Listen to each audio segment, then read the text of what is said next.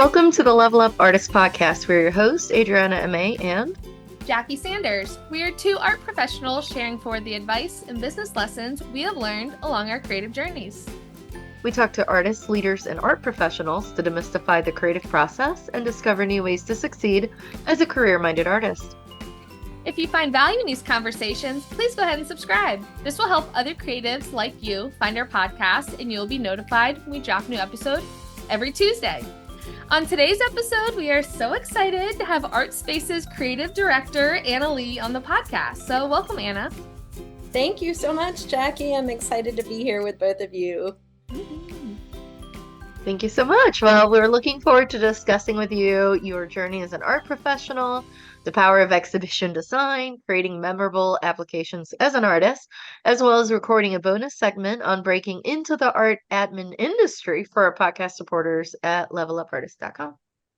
But real quick, before we go ahead and dive in with some fun conversations, we're going to go ahead and share a little bit more about your background for our listeners who may not be familiar with you and your creative career.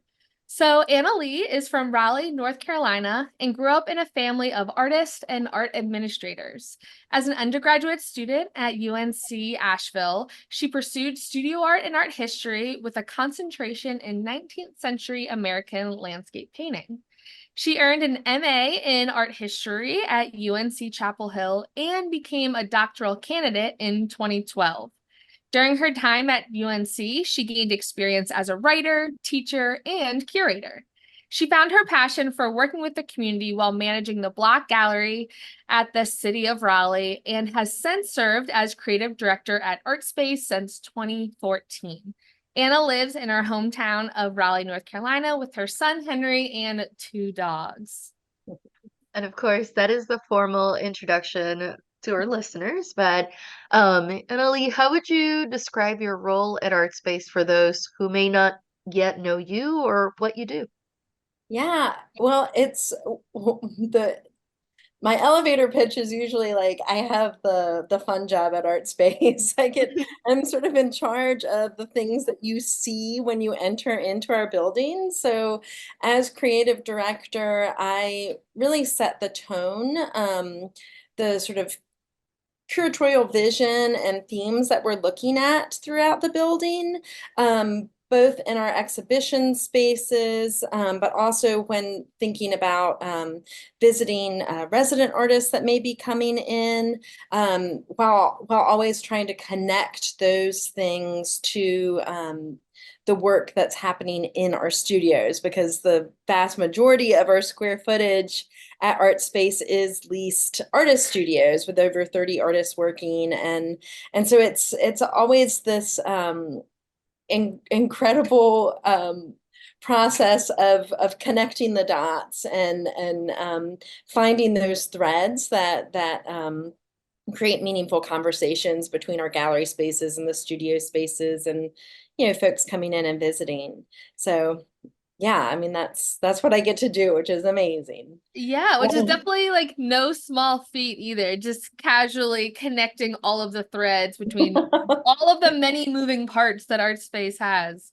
Yeah. So, yeah, that's definitely kind of wearing a lot of hats at one time, I'm sure. But kind of backtracking a little bit, I am curious what got you started on the career path of where you are now. I know you mentioned that you come from a family of artists and art administrators, but what really made you seek out that career path, incorporating art curation, exhibition design, and now becoming a creative director? Yeah, I mean, honestly, it's something I avoided for a while. My grandfather and aunt and uncle were all museum curators and directors. And I spent a lot of time as a kid going to fancy art events at museums, which, I mean, in looking back, was an incredible privilege. And there were things about it at the time that I loved, but it wasn't something that I really saw myself doing. I thought of myself more as a maker and as an artist, and that was something that I did begin my academic journey toward, first in ceramic sculpture and then in painting. but I found out pretty quickly that I sort of lacked the discipline that is necessary to really have a focused studio practice. I was sort of all over the place. I wanted to learn everything about all the materials. And when it came to that point in my education where it was time to really hone in, it was really challenging for me to do that. And I, at around the same time, took my first art history class and got really fascinated in that and sort of thinking about art history and art as sort of a evidence of um, sort of our broader sort of cultural concerns, that it being this really important tool for understanding and sort of getting a deeper look at the things that were sort of defining our culture and our society at particular times, and things that still are pertinent today to why things are the way they are. And so that was really an exciting shift for me. It took a little bit of the pressure off, and I've continued to be a maker, but never an artist full time.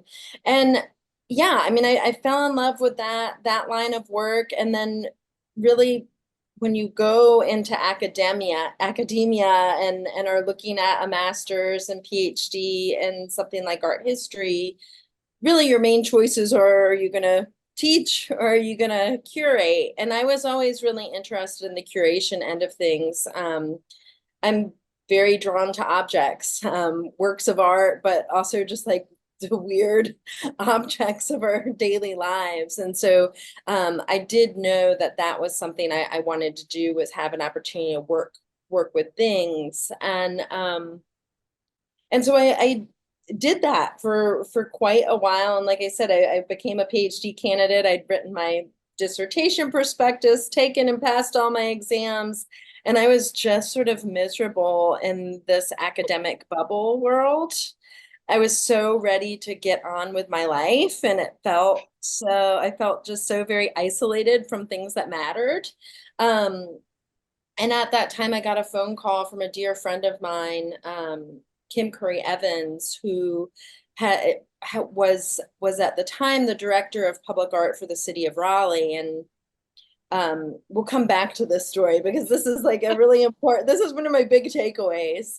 But Kim called me. We had had dinner a few weeks earlier, and she knew I was sort of feeling despair over what to do next in my life. And at the time, the person she had been overseeing at the city, who ran the Block Gallery, which is an awesome gallery space, had left the position, and she asked me if I wanted to take it on, and I said yes. And Nice. I've not looked back since. It was life-changing because it was at that moment that all of those pieces really came together for me.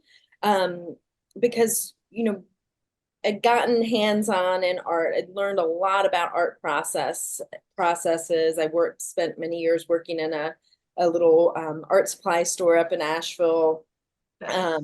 taking classes, and then got into the history, loved that, thinking about curation. But the Block Gallery experience was really my first time where I was in a professional capacity, able to work with artists and craft exhibitions with a living artist and sort of help artists realize their vision, like help them communicate what they were trying to communicate with their art in a space. And yeah, that just changed everything. It was like this big light bulb went off, and all those like pieces that were flailing in the wind kind of seemed to come together. Yeah, so that's a very long answer to your question.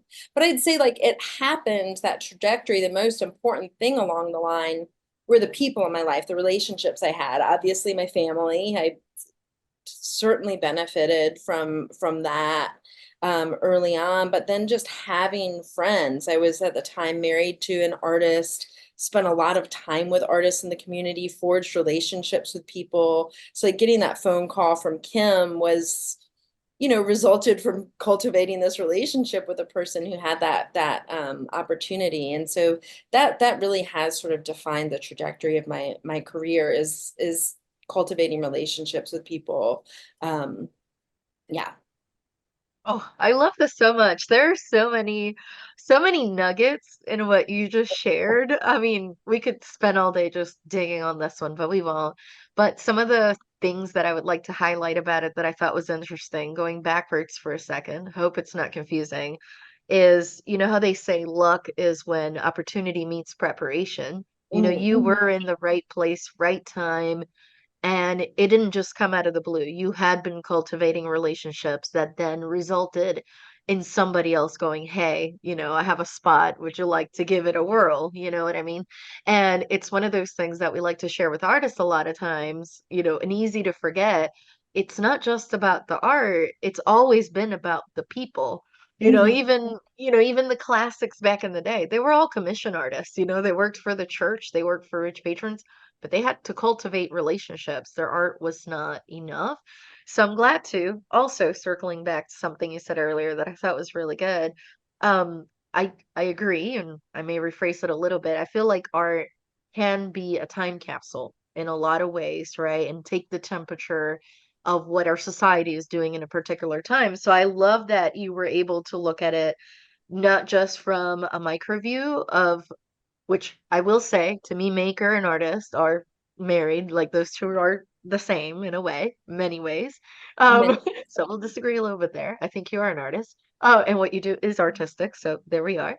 But I will say I like that idea of like you weren't just looking at it in a micro view, which a lot of times, you know, when we're so involved in the art making process, that's what we do. We're looking through a microscope. It has to do this, it has to mean that, this technique, this material, etc. And by you taking that art history quote unquote detour that took you elsewhere, a wonderful detour, you're actually able to look at it in a more macro view, a more universal view of like, this is the impact of art through the ages. And here's kind of how you can translate it. So I love that then you shifting to working with living artists and not just working in a gallery, you know, with historical museum context, etc. Now you can actually take your experiences of being an artist, a maker, a creative. Let's agree with creative, a creative, right? And having that historical view and mixing those two together to then be able to give a little more context to someone that, you know, is having a hard time getting their face, you know, 3 inches away from the canvas. So I absolutely love that. And that actually brings me to my next question, of course. So I'm sure you've seen a lot of artists. I mean, actually, you've probably curated all kinds of art, of course, but Oh, yeah. as a curator, an exhibition designer, this is not an easy question. You've been warned. You've been in charge of probably hundreds of Yeah. incredible shows throughout the years. I mean, Artspace, you're about to celebrate, if you haven't yet, 10 years, so that's a lot, plus Quad Gallery, so there's that, plus what Wild. you probably did in college, some, you know, MA thesis type projects. But do you have one? Again, hard question. One exhibition that you're just like, this was turning point, memorable. I will never forget. Like this one takes the cake. Well, no. No, I'm not willing to do that because there just isn't. And you're right. I mean, there have been hundreds and there are many memorable ones. And so, I mean, I can think of a few. One, the one time I was able to do a museum exhibition at the Ackland, I don't even remember the title of this show that I curated. But that Oh, was just such a cool one because it was my first experience that stands out. And it was working with a collection and actually working with multiple collections. We got loans from the NCMA and some private collectors in the Southwest, and we're putting together this show about environmentalism and the American landscape and sort of looking at this sort of like weird dichotomy between just the building of the railroad, mass deforestation that's happening, the industrial revolution that's happening, while at the same time there's this whole sort of mythos around like the divine presence within the landscape, right? And you think of all the American landscape, right? Like when I tell people that's what I study, 9 times out of 10 roll their eyes, like, why would you study such a boring genre of painting? But it gets like, it's cool. Like the stories are there. There's so much veiled under the surface. But that, I mean, I have to call out that show because it was the first time I did that, and working with I bring it up because working with a museum collection is such a very different experience than designing or curating an exhibition with living artists. And that was satisfying to have had that experience. It's great. And like I did it once and that's enough. Like I feel good about that. I mean, another show, I'll call out the Block Gallery. And this was a moment when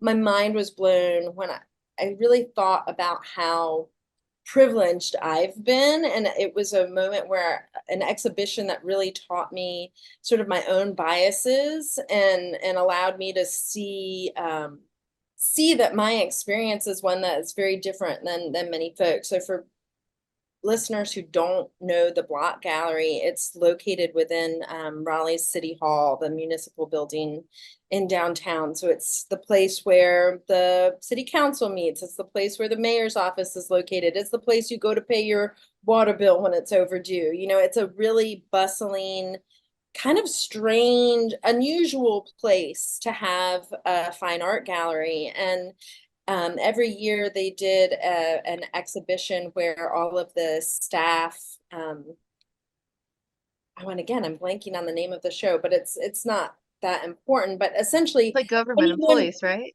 it's all for all the employees. And so there's hundreds of works of art that you're hanging on these marble walls. And it's, it sort of like blows the top off of the sort of like formal elitist training that I'd received, like for one degree, like it's sort of humbling in that way. Like I need to like let go to a degree of some of that. But beyond that, this sort of like notion of like questioning like what is artistic excellence and what isn't, and this sort of training that I'd had, it was seeing people interacting with the art, seeing them in that space, interacting with that show, the sort of pride, the excitement, the really deep engagement, and seeing how special and unusual that was for a lot of folks. That was a big deal show for me every year that I was able to hang it. And just generally in that environment, every show I hung at the Block Gallery, there were moments like that where you would see people interacting with art who just hadn't sought it out in a gallery. They were coming to do their business in the municipal building and happened upon it. And that was really significant for me. At Artspace, oh my gosh, I mean, Adriana, it's such a hard question. Like It's okay, top 10. One in the top 10. No, Could I be a won't whole go episode in that itself. long. I won't keep you that long, but I mean, two that I'll mention. One that was really fun for me. I had always wanted to do a show called Dirty South, and this happened before there was a big show at the VMFA. Not that they took my idea. This is not what I'm suggesting. You heard it here first. They stole No, it. no, that is not what I'm suggesting. I just want to make sure it's a distinction. So like, I've always wanted to do a show sort of about subversive culture in the South, like the things that make the South, beyond the sort of typical stereotypes of, like KKK, of, rural pickup farmers. trucks. Like I really wanted to sort of look at, my Southern identity, but look at it through the lens of artists. And so that was an exciting group show that I pulled together that included, I wanted to make sure that there were, very particular and diverse perspectives. So we brought in Aaron McIntosh, who's an incredible fiber artist. At the time, he was based in Richmond, Virginia. I think he's in Canada now. But he had a whole project called Queer Kudzu, where he'd collected stories of queer Southern folks on fabric pieces and did this huge installation. There was a gigantic bear that he had constructed made out of gay pornography magazines. It was like just the most incredibly crafted object I've ever handled. Jasmine Best, another textile artist, but mixed media, had a fabulous mixed media video piece in that exhibition that was sort of looking at Black property ownership in the South, and particularly in coastal North Carolina, and sort of thinking about like, um, you know, Black trips to the beach. Like, I mean, that's something you don't think about that often. That's been very much whitewashed out of history.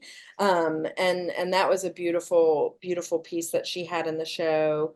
Renzo Ortega is an immigrant from Peru, raising a mixed race son in Carborough, his sort of perspective from an immigrant. And then Laura Little, who is looking at sort of her background being raised as an evangelical Christian, and sort of like the parallels to that with Southern relationship to the environment. And again, it was sort of like, Oh, I geeked out on that from my background in landscape. So that was a really satisfying show because it's when I really like curated from like sort of the concept to sort of inviting these artists. I install all the shows myself, which is always really satisfying to really have hands on the work. And that's one that stands out. But I mean, there's so many for so many different reasons.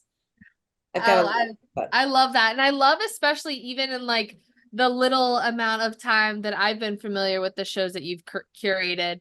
I mean, I've only been in Raleigh since 2016, so clearly there've been so many before then. But as a curator, thinking about you can have shows that have is a solo show of one artist. You can have multiple art collections that you're looking at, or you can have group shows. I mean, I'm thinking up until like Fresh, which is a exhibition at Artspace that has hundreds of different artists. So there's obviously so many factors that start from just like, okay, what idea you're putting together, all the way up to the logistics of, to your point, handling the pieces that actually are in this space. Because to an extent, you wish like, oh, every artist could be in every show, but there are logistical concerns as well. And that's one thing that has always really fascinated me. Getting my master's focus in exhibition design is kind of one of those like, okay, once you have all the puzzle pieces, once you have, these are the 4 or 5 artists we're highlighting in an exhibition, then kind of that thought process and problem solving of how are these going to be laid out? Where are they going to go in order to really elevate and put a microphone to the story that we're trying to tell? So I am curious, as obviously you're curating these shows, but also designing them and hands-on and handling the artwork. What factors do you consider when you're laying out an exhibition in a given space? What kind of things do you think about? Yeah, I mean, I think some of the things that you've already brought up, I mean, I approach a group show very differently than I would approach a solo or a two-person show, for example. And because, I think when I'm creating a solo exhibition or a two-person show, it's more about what you were saying, that the story I'm trying to tell in those exhibitions, certainly more so in the solo, but often with a two-person show as well, are the artist's story. Like, I see my role as more helping support the artists in achieving the vision that they have for the work. Like, it's my job to sort of make that make sense in space and think about the visitor as they're going to go through. So that's always sort of the first conversation I have with an artist, particularly in a solo or two-person show, is like, what how do you want the viewer to experience your work? What feeling, what's the tone you want to set? And then I can suggest some sort of design choices about, lighting, or like the way that we're going to sort of break up the space to help achieve that tone. Like, I don't expect ever an artist to sort of know how to do that with the work. That part's my job.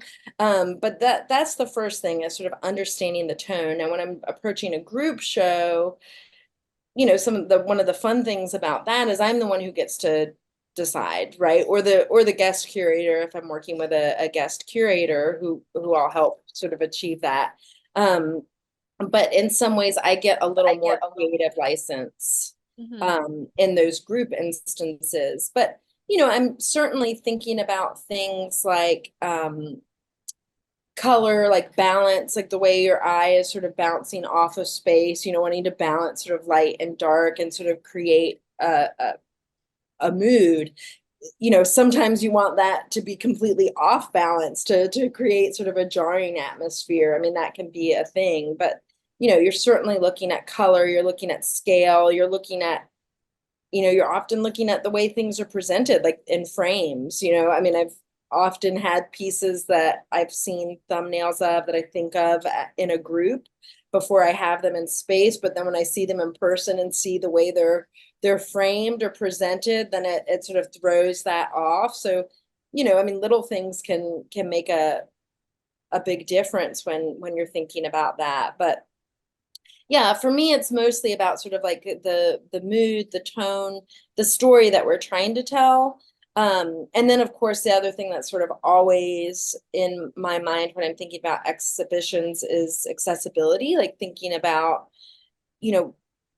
different people being able to get something out of the show, and accessibility, both in terms of thinking about people who may be a part of the disability community, like, or, people, but beyond that, also thinking about accessibility in the sense of like people who may not be comfortable in a gallery space or really understand visual art. Like if I'm doing an exhibition that's very formalist or very conceptual, like how am I going to present this work in a way that can grab people? And often that happens through formal elements like color and light and scale. I hope that helps. I mean, it's can be so particular to a particular show. But yeah, I mean, that's where I tend to start is what's the story I'm telling here? And if it's someone else's story, making sure I understand that. Yeah, I love that because I think especially that's really where you can have the same artwork in different spaces and it can feel totally different based on how it is laid out. And I'm sure for many of our artists that are listening, depending on their experience with exhibitions, whether group shows, solo shows, or just the types of displays that they're in, that might not be something that they've really even thought about. I think especially as artists, we're focusing on the work we're making, what we want each individual piece to say. And there may not be many scenarios, especially early on in their creative career, where they even are asked, well, how would you want this displayed? You're like, wait a minute, I never really thought about that as an artist before. So I feel like you provide a lot of insight into, to your point, like a lot of the factors that you may consider. Obviously, different factors have different weights in depending on the show content or the concept. But for artists, how do you feel like they could or really should incorporate considering those exhibition design factors into their art making process, or maybe even to some of their applications? Yeah, I mean, again, it's going to be dependent on different things, but I mean, I certainly think thinking about how a piece will be just, I mean, like just like the bare minimum, how it's going to be hung or displayed in a place. If it's a piece on a stretched canvas, for example, do you have the appropriate hardware on the back? I'm a big proponent of D-rings. Have you installed those at regular intervals so that the person hanging the work, the math is easy for them? Yeah, that's a huge one. That's a big one, and it's a simple one.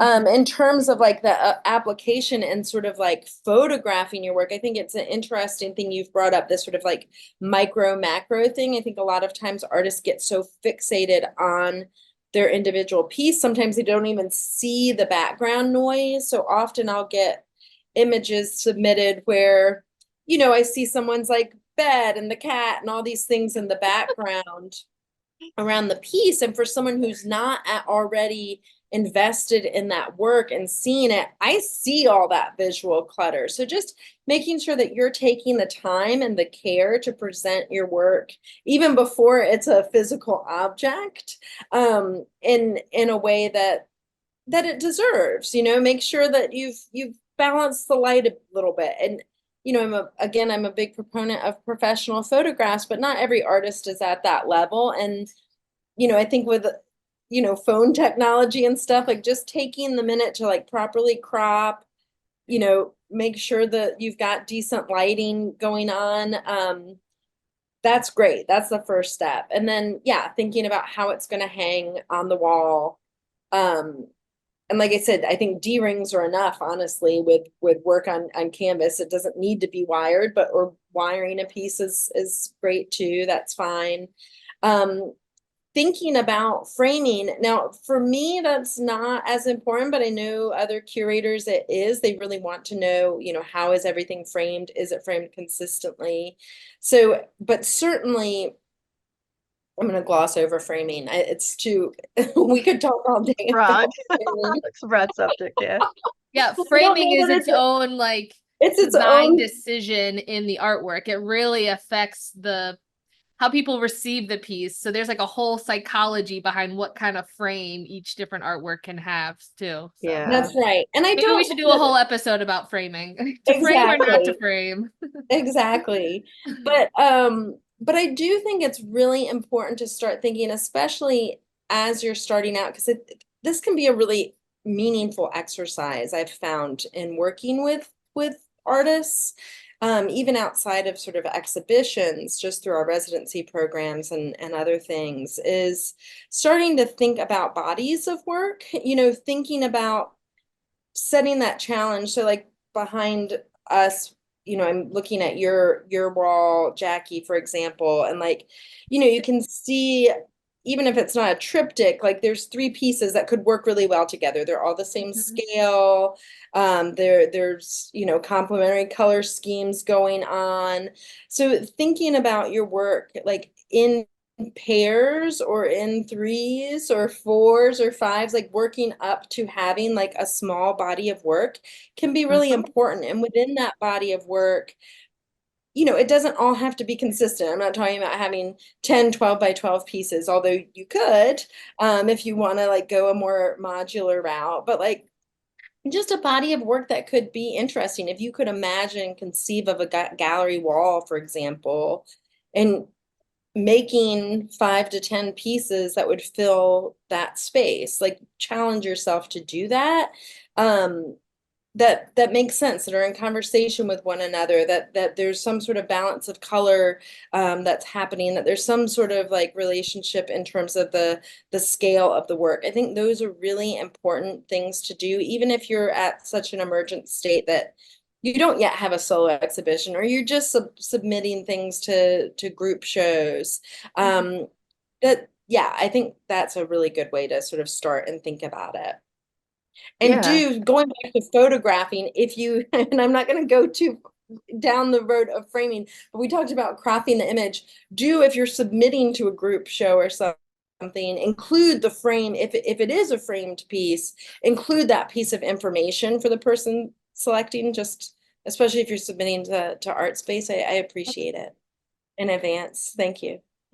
Oh my goodness. There was so much gold there. And I love too how you said like work for, especially for emerging folks, work up to those 5, 6, even if it's a smaller body of work, because that also helps Yeah. them give them a compass to work through. At least that's how my mentor explained it to me, of like trying to narrow down, we get excited with materials and, different techniques, and then we want to paint everything, but it may not look cohesive. So doing that, of imagining it as a body of work, even if it's a smaller one, helps narrow the focus in a good way, go a little bit deeper, not just wide all the time. But speaking of applications, you did mention things like residencies and some of the design factors, but um so one of the things we like to do through the podcast, and one of the reasons we do it is we want to demystify, some of what goes behind the scenes, right? For artists, especially if they're starting out, but of any level.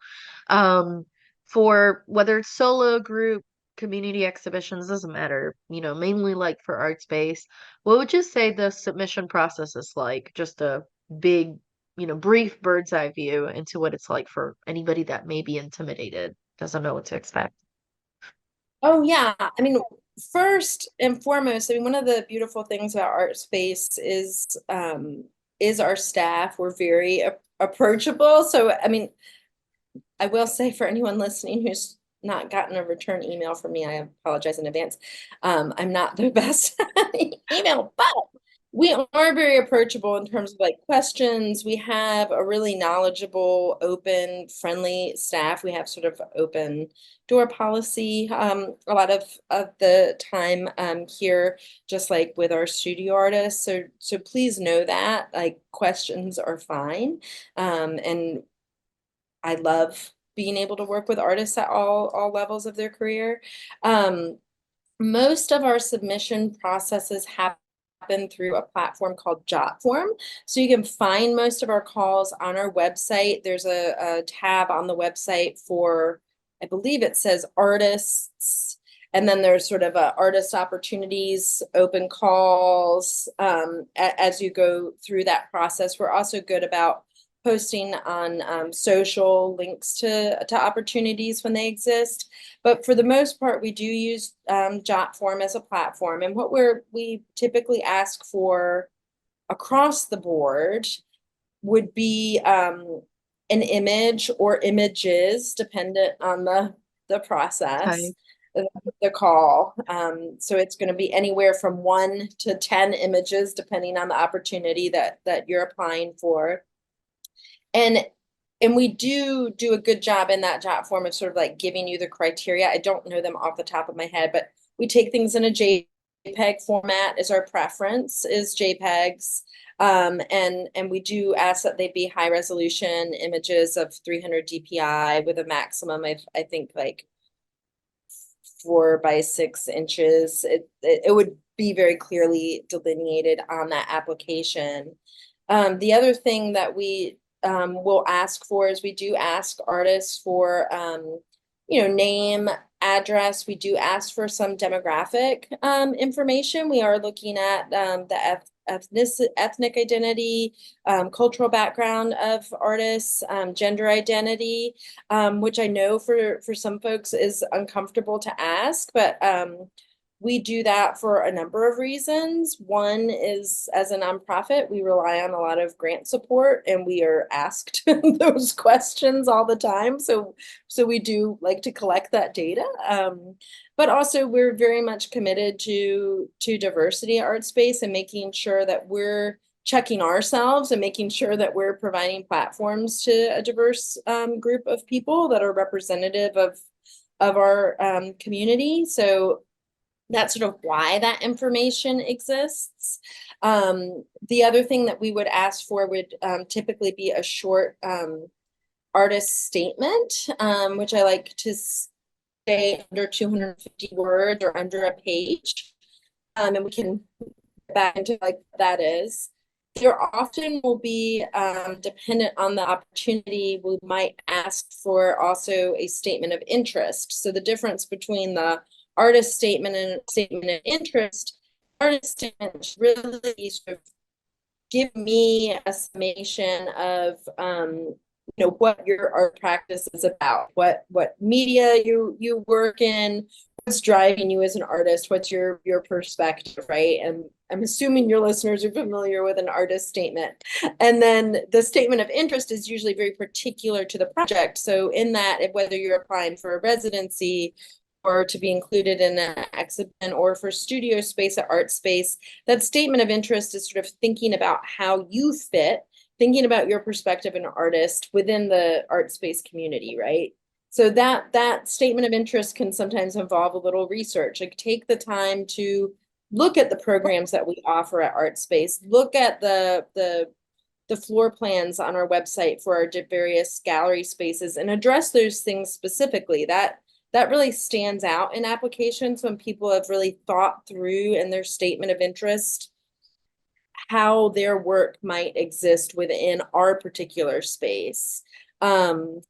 And then the other thing we typically will ask for is a resume, which I think can be tricky, especially for emerging artists who are just starting out. Like they may not have a very robust art residency, and that's okay. It's a matter of really just showing us that you're focused on this thing and you're striving for this thing, that maybe there's some sort of exhibition history, maybe there's not. Maybe it's classes that you've taken or taught or um yeah, I mean I sort of blanking on other things, but I think that's typically what we ask for in our calls pretty much across the board. Thank you. Did I That's miss super something helpful. obvious? No, No, okay. I think that's about it. Okay. Honestly, that's about it. And we do have an episode, if anybody needs to scroll back a little bit, we do have an episode on artist documents, where we do talk about bios and artist statements and CVs and things like that. So if anybody needs to take a look, we have a couple episodes where we definitely deep dived into that for Good. sure. Yeah. It's tricky. And that's the thing. Like this, I think a lot of times artists starting out are like, God, they feel somehow inferior or like they're missing it because they struggle with that part. So many artists struggle with that part, and it just takes time and practice and sharing it. I mean, it's back to that idea of like connections and relationships. Like if you meet someone that you like in the art community and you have a statement that you're struggling with, ask them to look it over. Like I found, 9 times out of 10 people within this community want to help one another out and are happy to lend an eye or lend some advice. And so yeah, just know that like that piece of it I know can be quite intimidating for folks. And often, not always, but often even the institutions you may be applying to are willing to look over a statement for you in advance of a call. I mean, that's dependent on that particular administrator. I often will do that if I have a capacity. I know others who don't, but it's always worth asking, I mean, there's no harm there. And as Yeah, far in and I advance as possible. think yeah, and as far in advance as possible, definitely, Adriana, especially if you're looking for feedback before you Yeah, actually submit an application. yeah. But to your point, Annalie, I think that's also a great suggestion for especially emerging artists, but honestly, even any artist when you're applying for many opportunities, whether it's an open call for a mural, whether it's a group show, whether it's an open call for a solo show, it can't hurt to ask for feedback on your application. Whether, hey, I'm very excited for this opportunity and that I got chosen. I would love to hear more about like maybe what made me stand out. Or obviously the opposite, being like, I'm excited to apply again in the future. Do you have any feedback on how I can strengthen my application? Oh Because yeah. it may be something as simple as, well, actually, like the images were in the wrong format, so we couldn't even open them. Like it really has nothing to do with your artwork itself. It's a logistics element of the application, or we really weren't able to connect with the vision in your artist statement. Maybe revise that. So you can actually then almost give yourself homework on what you need to work on. Because sometimes we can get tunnel vision and thinking, oh, well, it's 100% just because they hate my artwork and they hate everything that I make. And I should just stop making artwork, when it might be something that really doesn't have to do about the work itself. It's more about the application or yeah, your statement, the photographs, that kind of thing. And Right. people are very friendly and willing to share about that. Absolutely. And then the other factor that goes in is whose eyes are on it. Like with us, as often as possible, we're using, and certainly with our residency programs in particular, we have a panel who's looking at these things of various people. It's not just like one person's decision. So like there's so many factors, some of which are completely subjective and out of your control. And it's part of it. You got to have a thick skin to be an artist. There's no doubt. Like it's really tough. Yeah. And it might So just be based off of a group theme exhibition, being like, you know what, like your work is fantastic. and we'll keep you in mind for future opportunities, but your work just like wasn't a right fit for this group show. There were other applicants that like they spoke better together. And that's not a criticism on the artist. It's just that's kind of the admin side of the world. Yeah. Yeah, absolutely. Now, for emerging artists who maybe, to your point earlier, maybe might not have many exhibitions under their belt or feel like maybe their resume or CV isn't as robust as they wish it was, where do you think is the best place for them to start when trying to get their artwork out into the world? Do you have any advice for them? Yeah, I mean, it really depends on your community and where you are. I think, if you're lucky, like we are in Raleigh, to have a municipality that supports the arts, that's a great place to get started. For folks who are in Raleigh, the city of Raleigh puts out a great newsletter called oh my gosh, Raleigh what is the Arts. city? Is What's it it Raleigh called? Arts? Like Yeah, the the Raleigh Raleigh Arts Arts. newsletter? Yeah, but it has a cute name. Oh, I'm embarrassed that I'm unprepared. We'll have to add in a link to it after Yeah, in the we'll include it editing in the show process. notes. Okay, sorry about that, y'all. But they have a great listserv where they sort of send out opportunities within the city and beyond, other exhibition and show opportunities. But if there are art centers like Artspace, we have at least one big group show a year, and we try and have at least 1 to 2 opportunities that are sort of open calls for groups. And with the case you mentioned earlier, Jackie Fresh, for that exhibition, everything is hung and on display. And then the show gets juried down, but it is a great opportunity. That's something you can add to your resume. So keeping an eye out for those sorts of opportunities in your community is important. I also think, there's a lot of, it's tricky with businesses. I have sort of mixed feelings about that. But there are a lot of organizations like Artspace will partner with businesses and pay artists to lease artwork to go in corporate contexts. There's always coffee shops and restaurants, and those can be, it's complicated. Like there's sort of like I have mixed feelings about those, but they can be really good opportunities and places to sort of start showing your work. Art fairs are Art another one. community centers. What's that? Art community centers. Art community, yes, absolutely. Community centers, certainly. But looking at opportunities, I know oh gosh, what's it called? NIFA puts out good like national lists of opportunities that exist in the arts.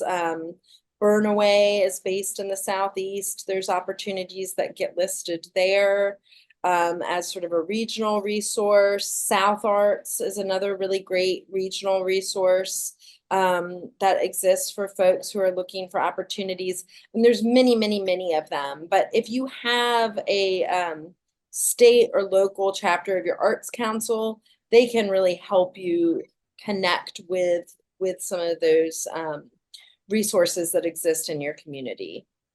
Oh, yes, they can. And a lot of times they will put up shows themselves. Oh Sometimes yeah, they'll do unjuried ones. So yeah. for some artists that are just starting on off, it's like literally their perfect first experience. Because it's all guided and the parameters are relatively easy of some of the councils I've seen in the area, at least for the first unjuried, type experience. And then there's, of course, we can't forget there's art guilds too. And a Oh lot of yeah. times art guilds, Durham Art Guild comes to mind because we've talked to them in the podcast Which I think before. is the We're active in their longest, area. oldest, longest standing art Yeah, guild in the it's like country. Yeah. 75 years or something Yeah. like that. It's a long time, but a lot of times art guilds they come in all flavors. Some of them are more inclusive than others, and DAG is a good example of an inclusive one. You don't even have to live in Durham to be part of the guild for starters. But a lot of times those guilds will put on shows and will guarantee entry to a member show. And of course, there's other things involved with that, but just letting our listeners know you don't have to do that coffee shop that won't pay you anything that nobody's really going to look up at Right. necessarily. It's just decoration. There are other art-centric opportunities that are low cost available to you, but I love your tip of reaching out to an art council because they're usually very well connected and will be able to say, try this, try this, try that, Yeah. as a starting point. Well, I don't know, it's like we continue talking about this subject. Uh, one of the things that you mentioned that I'm laughing at was like, stand out in a bad way would be like, your cat or your bed or I don't know, some things in your background. Like, please don't do that. So this is, so there's that, right? And you can always ask other artists and we'll give you feedback too. We'll be like, yeah, please crop that. Thanks. Or don't stretch that image. It looks weird, like anyways, we'll help out. But uh in your professional experience, what's something artists can do to present themselves in a standout way to curators such as yourself, or maybe gallery owners or other members of, the quote unquote art world, our local version of it, anyways? All right, so what can an artist do to stand out? I mean, first and foremost is make the best work you can make and know that what you're doing is important, that making art is crucial and it matters and really own that. And I think with that comes a certain level of sort of respect for the work that you're creating. And and that sort of starts to manifest good things all around. But the other thing, and from sort of a more practical sense, just really taking the time to sort of check the boxes, like making sure, like you'd said earlier, Adriana, that you've read through the contract. If you've gotten an exhibition, read through the contract. Go ahead and mark those important dates on your calendar, and be on top of things, because know that sort of as administrators, we are juggling many different things. And so as much as you can sort of anticipate what's coming up, that's really helpful. So to just familiarize yourself.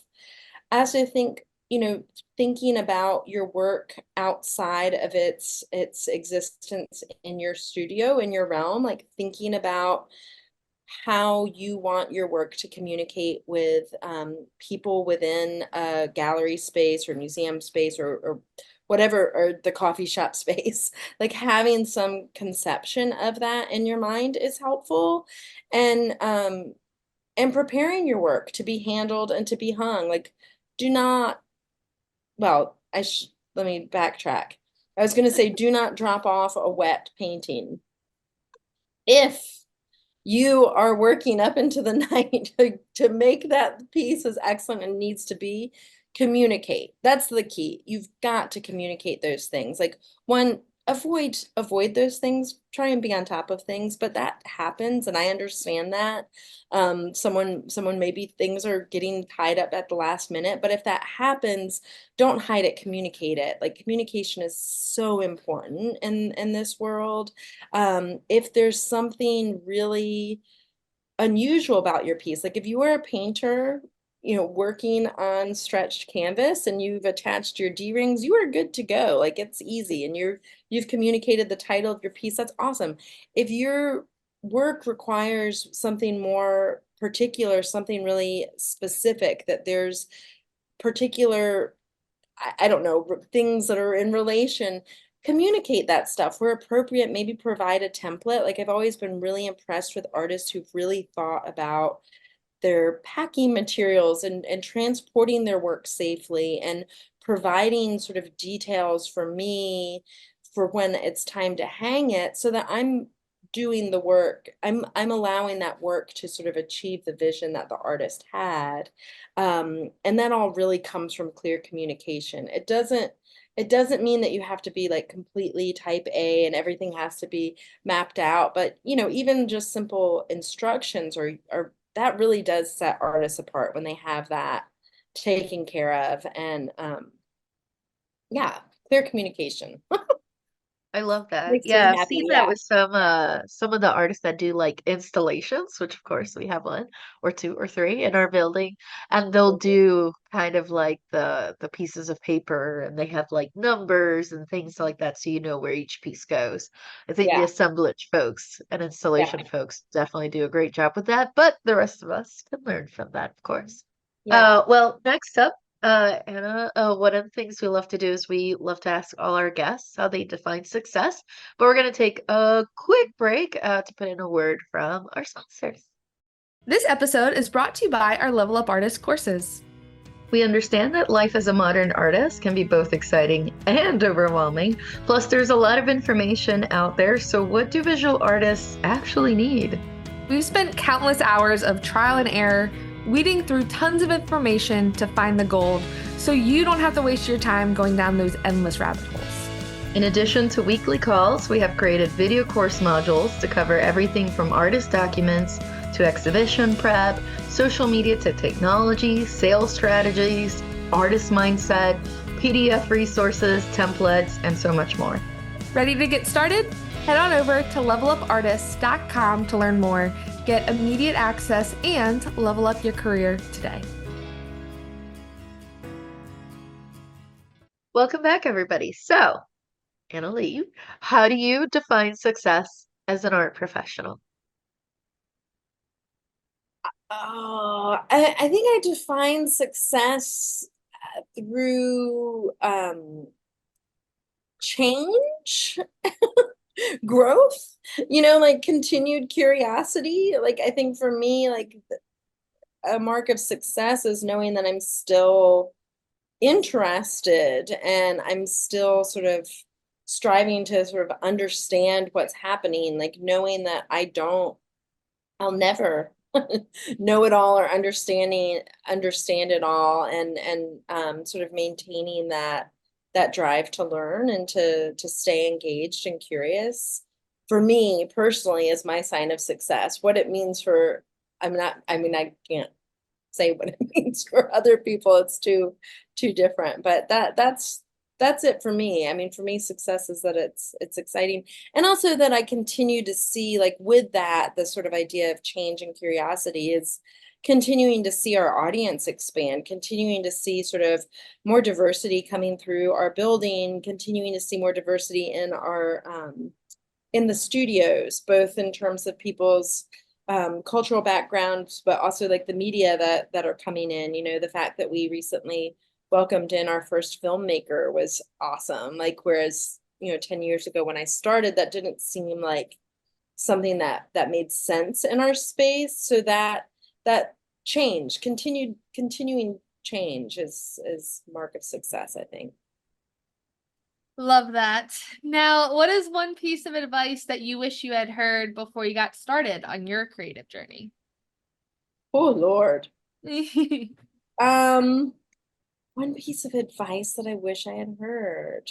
I think maybe trust your instincts. I think it took me a while to do that, and I spent a lot of time, like I said, like I think I spent longer in academia than maybe I would have had I started to sort of like trust my instinct that, I really want to be out in community and working.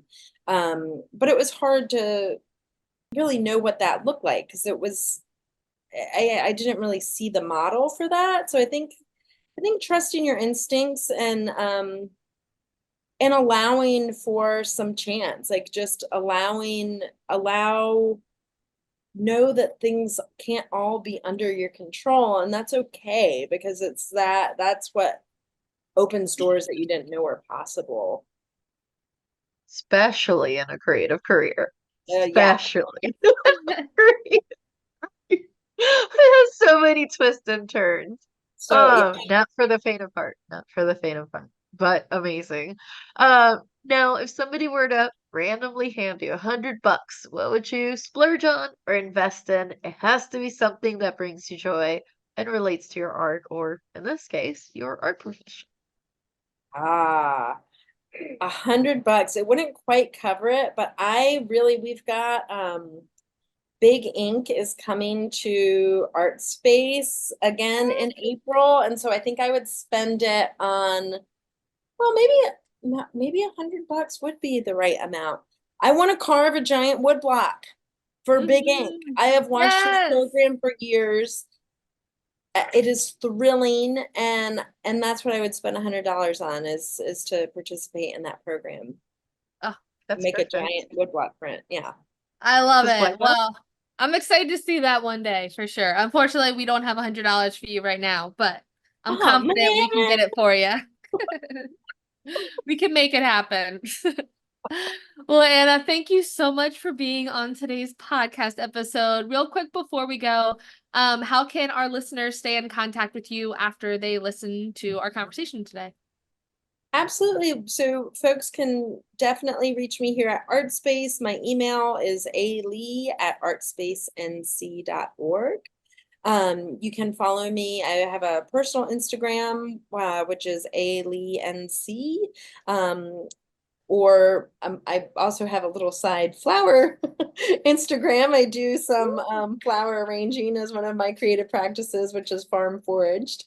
And certainly Artspace NC on Instagram is another must follow handle. What else? I guess, I mean, the phone number here at Artspace is 919-821-2787 if you prefer a phone call. Yeah. Perfect.